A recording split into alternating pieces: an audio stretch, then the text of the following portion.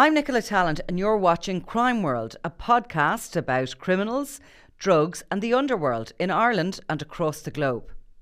Make sure you subscribe to our channel and turn on notifications so you can be the first to watch all our latest episodes. You can also listen wherever you get your podcasts.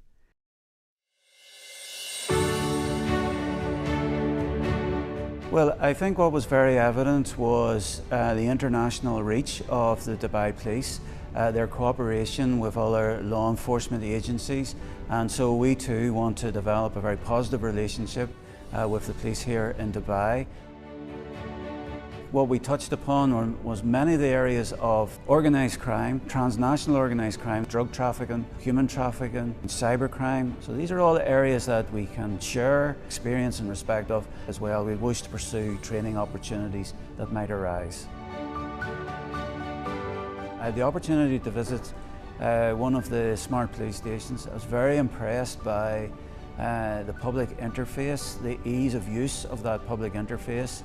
And I think it's an area that we would be very interested in pursuing. I was very impressed with the openness and the cooperation that was very evident with Dubai Police, a relationship as two policing organisations to build upon that and then to work together in terms of transnational organised crime threats. So I'm very optimistic from the meetings that I've had over the last number of days. So that was Drew Harris, basically promoting Dubai Police in quite a highly produced video that was sent out on Twitter, certainly, and across social media channels of Dubai Police. Yeah. He's obviously really likes the new police stations and the whole ethos of Dubai Police. This is Peadar. This is the reaching out for friendships into territories which aren't very sort of willing, I suppose, up to now to help with our situation. They are very conscious, I think, of Peadar over there, aren't they, in Dubai?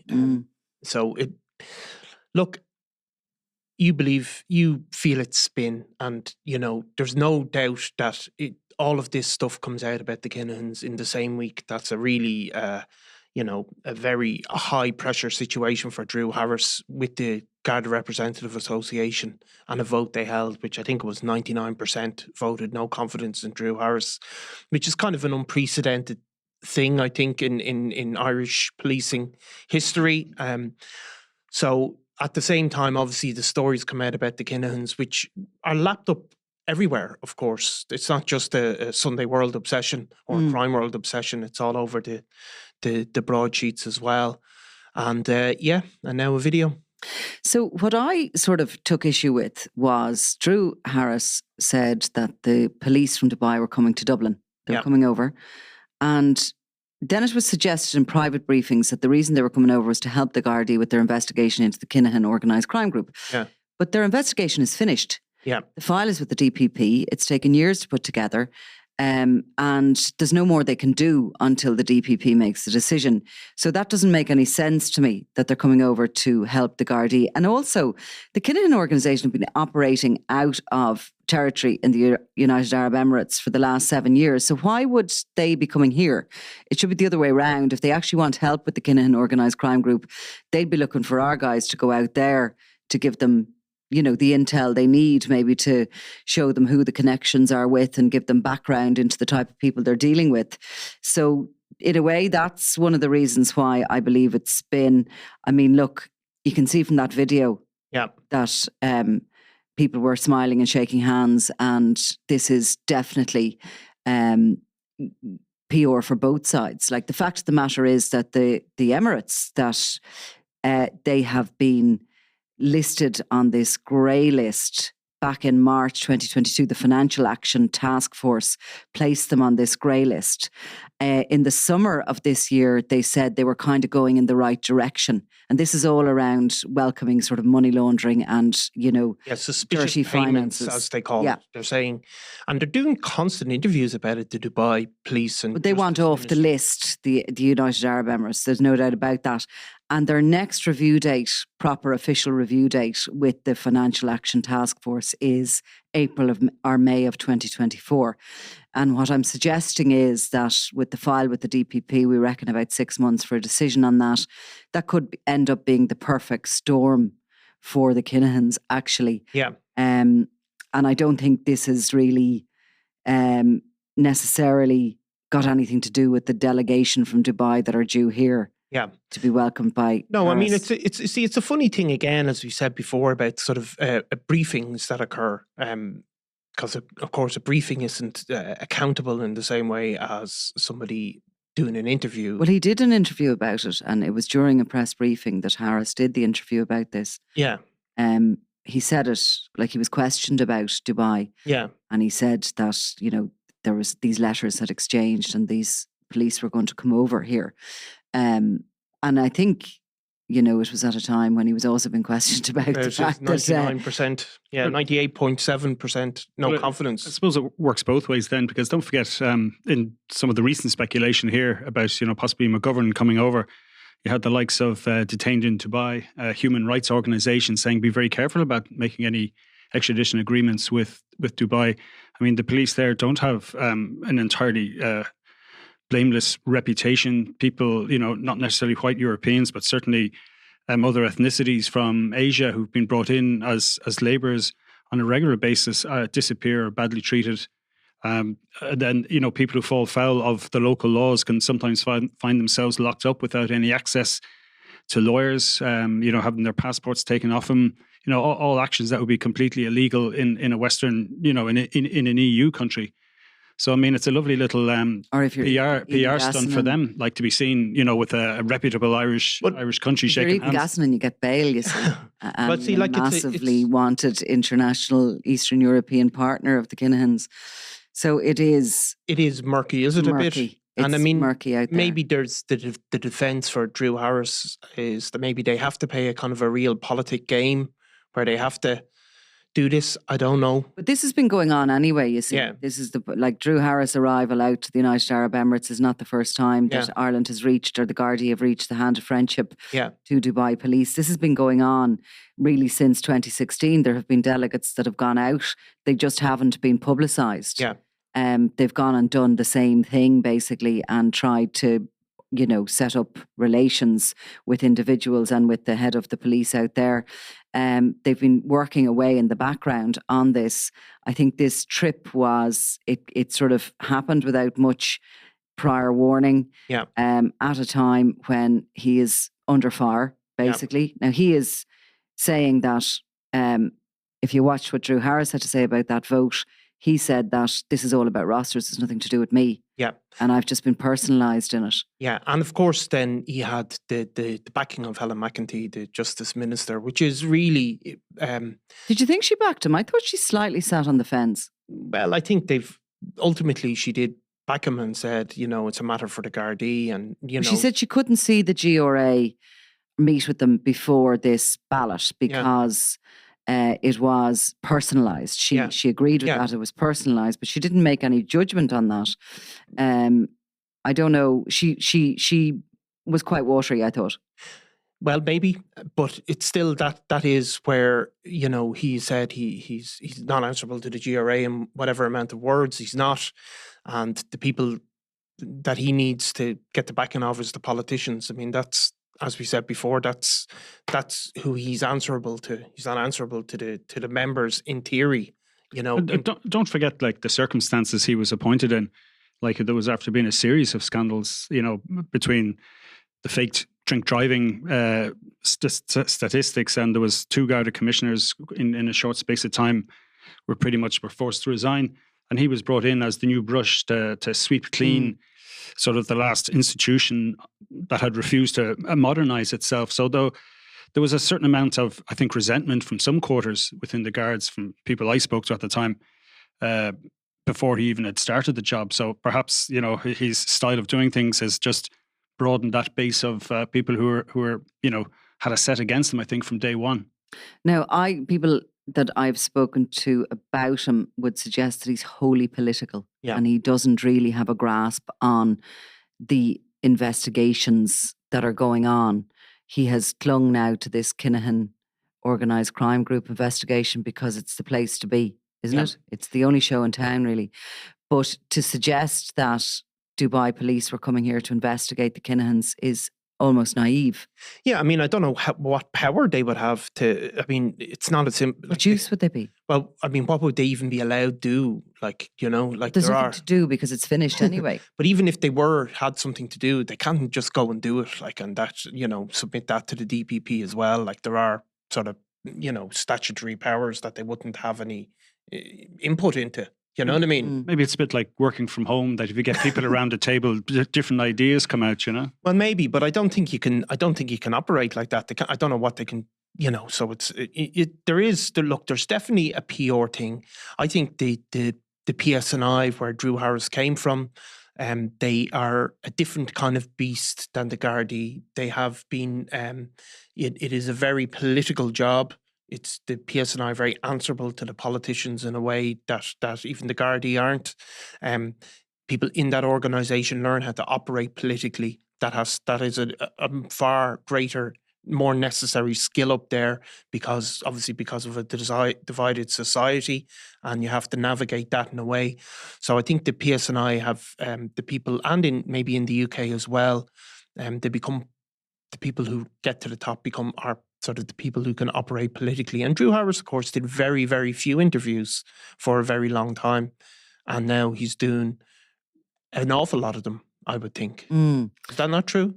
It is. And I suppose his trip to Dubai, look, while we await the decision of the DPP in relation to Kinahan Sr. and the two sons, we do have for 18 months an arrest warrant for Sean McGovern. And he's been living openly in Dubai, going to the same bars, going to restaurants. He's been seen. He is not living as a fugitive. He has not fled to Iran, nor have any of the Kinahans in actual fact, despite the reporting in relation to that. They've remained in Dubai all the time. But like, our Garda Commissioner went out there and he came back without McGovern again. Yeah. And, you know, it looks almost like one of those sort of ISIS videos where you get some sort of journalist. I know you're allowed to say that. I'm okay here. But anyway, he's gone in and he's done this sort of very highbrow publicity video for Dubai. He's come back empty-handed. We do have a situation where, at the very least, McGovern is due before the Special Criminal Court. All our ducks are in a row on that. Yeah. The DPP's decision is there. It was announced publicly around the same time as the sanctions, and he remains free. And it's also a very clear charge as far as we know. It's not like, you know, sometimes extraditing people between countries can be complicated because, say, an example, you know, directing criminal gang may not be a charge in the country in which somebody is being extradited from, for example. But a murder charge, you know, all countries have that charge, so it should, in theory, be simple, and maybe even less complicated than the Kinahan family. Now, as we are all gossiping on the outside about this, and we all have our opinions and all the rest of it, Drew Harris's visit to Dubai and his comments in relation to the police coming here have excited members of the criminal fraternity behind bars, and they're all talk about it as well. And certainly the talk is, you know, when is McGovern coming back? A bit of speculation from them that there's going to be some movement here. And in particular, that is something that's been occupying Peadar Keating's mind. Now, Keating appeared before the High Court. He is due to be extradited to, or certainly the UK authorities are looking for his extradition. Yeah. He's been named in this new case against Bomber Kavanagh and co, Liam Byrne, etc., on these weapons charges, where the NCA have them before the courts. They're seeking the extradition of Liam Byrne and one of Kavanagh's sons, Jack Kavanagh, on these charges where guns were found in Newry. Yeah. And 10 or more weapons were found. Now, Keating is annoyed and has claimed that Kavanagh has basically set him up. He's ratted on him as such. I understand that that Keating can actually be brought to the UK. He can be put on trial for this and he can be jailed and he can serve the remainder of his sentence that he has here, the 11 years for directing a criminal organisation, or in relation to the attempted murder of Mago Gately, that he can actually serve that there as well. So he is looking at going to the UK for an incredibly long stretch. Presumably, if he's found guilty on that, he'd be looking at 20 plus years. I mean, he was named for the first time just last week in court when there was a kind of one of these routine hearings, I suppose, in the Bomber Kavanagh case. And as Kavanagh is charged, the court heard the conspiracy to pervert the course of justice charge includes Sean Kent, which is another person charged in the case, conspired with Liam Byrne, James Keating and Peadar Keating and others unknown to do a series of acts to come into possession of firearms and thereafter to hide them and then reveal their whereabouts to the NCA to enable Thomas Kavanagh to receive a lesser sentence. So this is what Peadar Keating has been accused of. It's been said in open court. Like, it's very murky, again, to use the word. What's Keating's status in the Irish prison system? Well, he got an 11-year sentence in 2021, so he'd do 3/4 of that. So that's what, 7.5 years thereabouts. So presumably, if he's extradited to the UK, say within the next year, he'll already have roughly about 4 years done, is it, or something like that? He's not even sure when if he depends when he was arrested and how long he's been in. So by the time, if he does get convicted in the UK, he might only have 2 years left to serve, in which case, he will serve that in the UK prison and then start his sentence, whatever he gets in the UK. So is he a top dog in Portlaoise? Well, by all accounts, he is, absolutely is, and has been involved in a series of incidents from behind bars and in there, and certainly is a big shot in Portlaoise prison. So what does that mean, Eamon, like when you're, sort of in charge of a wing, or how does that look? Yeah, we're talking about that recently. I mean, it's kind of, if you're a top dog, you try and mimic, I suppose, to some extent, the way the paramilitaries used to operate, and that there'd be a commanding officer. So, there'd be a certain amount of power in, and they'd have a certain amount of say-so into who should be allowed on the wing and who wouldn't be. Now, whether or not he gets that amount of leeway, I don't think he does at this stage. He did have a job in the kitchen, which apparently he lost because there was too many drugs going through it at the time. And the kitchen is really where a lot of the contraband comes through. Well, that was certainly our information, that, and some of the stories we wrote. And there was somebody that had been connected, one of the dissidents, who was basically, thrown off the E landing from the distance for his alleged involvement. But how do you get to be top of a wing? No one else argues with you. I mean, it depends on it depends on a CV or a competency interview, all right, is it? Yeah, no, it's something you study hard for over the years. When you're in the underworld, I guess there's a certain amount of you already have that sort of kudos before you go inside, and that if you have to start explaining why you should be top dog, you're not top dog, I think. So it was basically his status as Bomber Kavanagh's number 2, his role, I suppose, within the overall Kinahan organisation. He's the most important Kinahan in there. It's also the access to drugs, though, from the outside. I mean, I think a lot of that that's how people get into that position in prison. If they can arrange for somebody to get drugs into the prison, they can arrange for things to be gotten on credit. They can arrange for phones, all that sort of stuff. Yeah, I mean, any currency. And it's as well as just any currency, whether it's phones or drugs inside prisons. It's also if somebody's controlling the purse strings on the outside. I mean, we saw that with the Tosser Main, years ago in Portlaoise, when he came out of the basement and became top dog overnight.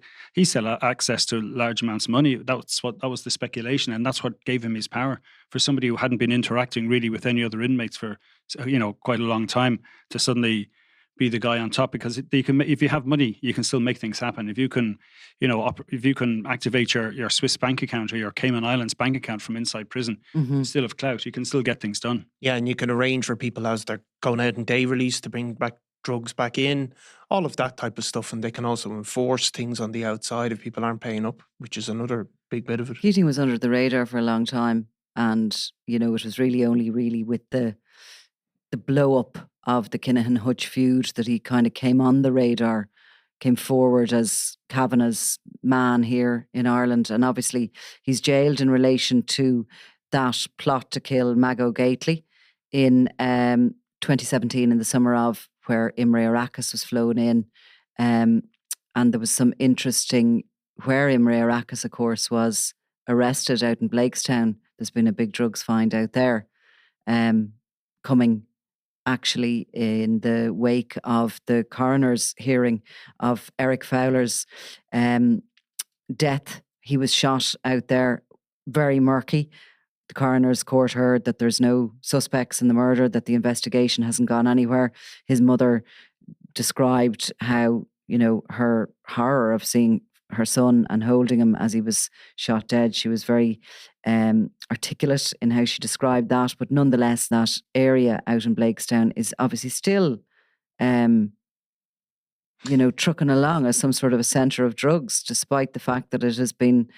that Eric Fowler's passed away. Obviously, Eric Fowler's father as well came before the courts in connection with that investigation. And of course, the theory around Fowler's murder was to do with the arrest of Imre Arakas and the sort of international embarrassment that was, because Daniel Kinahan, of course, had arranged for him to be sent into Ireland on the basis that the Irish cops hadn't a clue who he was, that, he'd be able to roam around this country, pick off his targets, and that basically they were so busy, the Irish Gardaí at that stage, with all the other murders they were investigating, that this guy would float in, do his business and go back out again.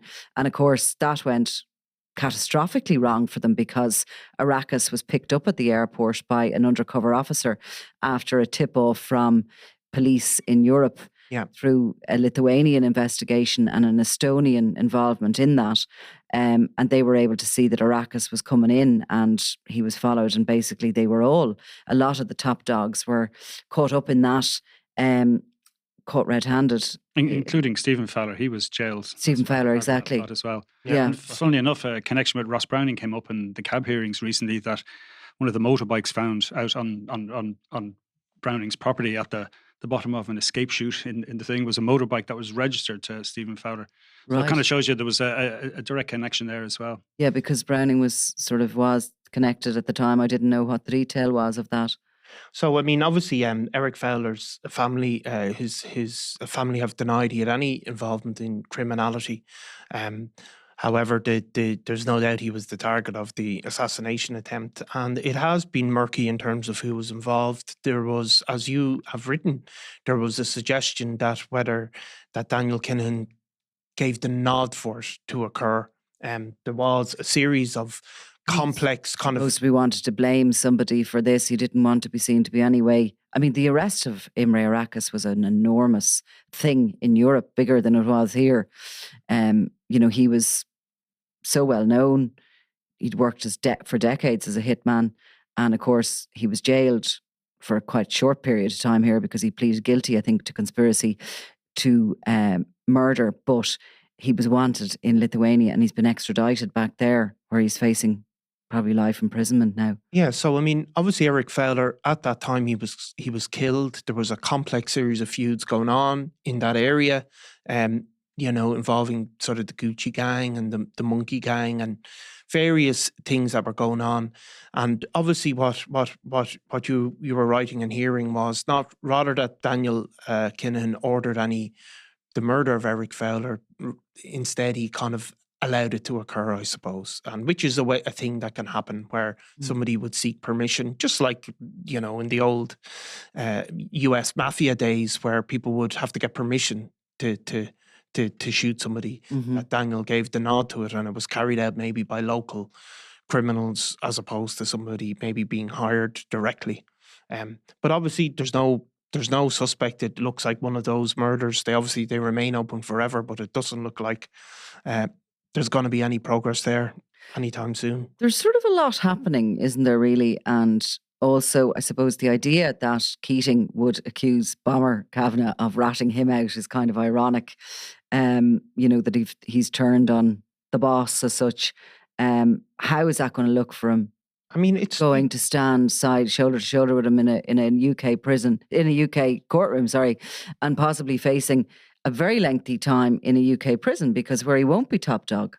I don't think cooperating with the police, even if it is in a fake way, is seen as the thing to do in the criminal underworld. So where does that leave Kavanagh? I mean, it leaves him being seen as a rat, according to the criminal fraternity. That they'll see him as somebody who's a tout, somebody who's willing to talk to the police if push comes to shove, and he can't be trusted. 100% can't be trusted. Strips him of his status to some extent. And where does that leave the relationship that, tentative though it is, where it certainly seems from the outside now with the Kinahan organisation? I mean, the fact of the matter is there's a lot of money out there to be claimed for anybody who has information on the financial end of the Kinahan organisation. And obviously, police in many jurisdictions are open to hearing anybody that has information. Yeah. I mean, you'd have to be a bit worried in Dubai. You'd have to be. I mean, that like if he's willing to do that on that small scale, the idea that somebody won't do it on a major scale and look to, stay out of prison altogether, it's very hard to believe. I mean, Bomber Kavanagh was, as well as being, a major player in the drugs trade, he was one of the most feared and regarded as being one of those hardened criminals. Mm-hmm. And the idea that they're cooperating with the police, even if it's kind of a small fry thing, or it seems... Well, it's just a bizarre kind of... I don't think I've ever heard anything like it. So they're obviously... officially, I know that you always hear, he did that deal and he did that. And you imagine that they didn't expect it was going to be read out in court. Absolutely not. And they're being charged with perverting the course of justice in order to do this deal. So it's really, really unusual. Backfired on them. Now, don't you always hear, he did a deal and he gave him those guns and he got, then your man said it was only £10,000 on it. So you hear that all the time, but I don't think I've ever heard it actually detailed in court.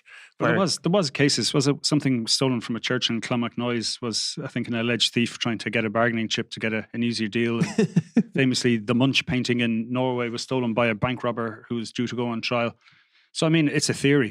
Whether it's ever worked or not. I mean, certainly with big artworks, Raphael Imperiale held on to a Van Gogh painting so as he could use it as a bargaining chip. I mean, I think it was found years before. I do think, though, it shows Dubai. A bit of criminal naivety that this is the way the world works, which I always think that the people in the criminal underworld believe that it works on a nod and a wink and you do this, and obviously the English police have just taken the guns and then charged them anyway. So, which is sort of a bit of hats off. It's a bit of... But to go back to art. Raphael Imperiale, don't forget, it was just last year that the UAE refused to extradite him back to Italy to face charges, and it was 3 months later the Justice Minister, she went out and spoke directly to her counterpart in Dubai. And within a couple of days, he was arrested. So that's and no doubt level that of kind of will. I think that's needed. No doubt that kind of thing is what is helping them along the way with their relations with the finance people. Well, I have to say, and this has to be one of the big problems for the Kinahans. I get Google alerts on Kinahan cartel or whatever, and you just constantly see them now being referenced in these absolutely obscure articles in financial papers across the world about Dubai and dodgy money, and it always comes back to the Kinahans are there. That just, even if they just get mentioned at the end in a couple of bars, and that must be a real problem for them because Dubai know that those bad articles are going to keep coming and they're going to be keep named once they're there. And I think that, and yet the boxing has continued regardless. Yeah, well, they have a plausible deniability or maybe implausible deniability, but I think they're going to get to the point where they're going to be looking at an article every day about financial misdeeds in Dubai, and Daniel Kinahan is always going to be the example. And I don't think that's going to help their case for them to stand, to avoid extradition. I think that kind of level of publicity, especially when you can see they are really PR conscious. To put out these, as you said, the video was very highly produced, and so they are PR conscious, and I think it's going to get to a sort of a point at which the bad PR of keeping the Kinahans might outweigh whatever other bits that they can bring. It's a small country, it's a small kingdom, and if there's a shift of power in the royal family, the Kinahans could be homeless overnight. Yeah. We don't know that. It would take a long time to make that video. Do you know that? It would probably take a day to make that video. Yeah. There was a lot of even what looked like internal drone footage and all the rest of it used. Yeah.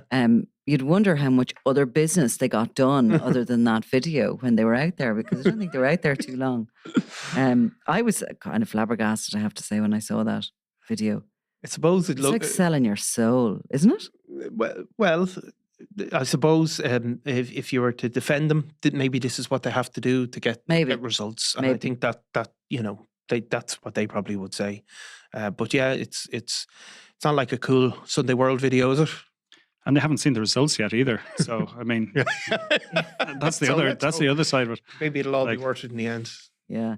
Anyway, Harris, is it all gone away for him then? The problem is he's going to dismiss the fact that 99% of the force don't want him in place. I don't know. It's a complicated one actually for the politicians, because I don't think that they can be absolutely responsive to the GRA. I think that would be something that they would be conscious of, that GRA can't keep getting rid of Garda commissioners with votes. So I do think there is that. I think they ultimately, Fine Gael are the party of law and order, as they always say. So there is going to be an issue if the Garda inspectors and sergeants also have a vote, it might have the pressure. But I mean, at the moment, it's the rank and file. Yeah. If the management class, I suppose, come on board then as well. We have a different position on the rosters as well. Some of the. You're also relying on the guy at the top having a thick skin, because some people aren't able for that kind of level of what would you call it? Just dislike or mistrust. Yeah, just a level of conflict can wear people down, and you do see that in people. So I don't know. I mean, it is. He's even made reference to his Northern Ireland counterpart, saying it's nothing to do. It's nothing like that at all. That No. This is a completely separate issue. It's literally just because of rosters and. Yeah. Look, the other thing is how much should the public engage with it on the rosters thing. I think it's not something that the GRA have taken this vote. It's a very, probably unusual stance to do something like that. They've taken that, I think, because the rosters issue is so complicated to explain and to get people. It's not going to get people worked up. But Fine Gael do want, who are the Fine Gael and Fianna Fáil, crime has become an issue. Certainly, antisocial behaviour in Dublin and in other places, and they aren't going to be happy with the demoralised Garda force either. So, but I don't think they will want to be seen to be responding to a GRA vote, because it sets a funny precedent, And Drew Harris was brought in to manage and revitalise the Guards and the way their systems work after, as I mentioned already, like a whole series of issues that the Guards had. So I mean, it's you can't keep firing your football manager just if your team keeps losing. You know what, your Premier League, Eamon, because that's exactly what they keep doing. There's one thing I suppose that is so evident from all this, and it is the cooperation with one another in different countries that is really making the difference and chipping away at that vast Kinahan organisation. Like when you look at what the NCA have done, they have really gone, the National Crime Agency in the UK, they were able to go for Bomber Kavanagh's organisation because it was based in the UK. Yeah. And they did so with the help of the Irish Gardaí. I think what actually led them to his door and ended up having him and others prosecuted was a piece of paper that was found in Keating's Park in the arms warehouse that Mr. Nobody was running. And that piece of paper with an address on it led them straight back to the sort of the fake offices and warehouses they were running in the UK, allowed them to set up a surveillance operation and going forward. And again, the Irish Gardaí were over in the UK. They were at Bomber Kavanagh's house. There was a photo op of them in their uniforms alongside their NCA partners. So, definitely political relations have to be good between the countries, and definitely you need to be able to pick up the phone and ask for somebody by name. Yeah. There's no doubt about that. But I think that in Dubai, like everything, it's just not clear cut. No, what's happening. And it's a funny place, and you see all the problems, even in sports, when these Gulf states become involved, and the murkiness that it brings with it, even if it does bring results. So, well, look, developments at least, I suppose, and onwards we go. I think towards 2024, I would sort of think the spring of 2024 could be a time when finally this story just enters a new chapter, because it's not the end of it. Even if they are brought home here, we'll have to face into trials. You guys have been talking about what the prison system would look like. And yeah, so look, United Arab Emirates trying to clean itself up using our Garda Commissioner. And drones. Yeah. And everybody smiled. Anyway, it would have been hell, I can tell you, to make that, because it would have just taken a long time. I'd say they would have been very, very hot and having to repeat the same thing over and over again. So as the cameraman got it. Yeah. Got it right. Speaking as a veteran. Yeah. All right. Thanks a million. Thanks, Nicola. Cheers, Nicola.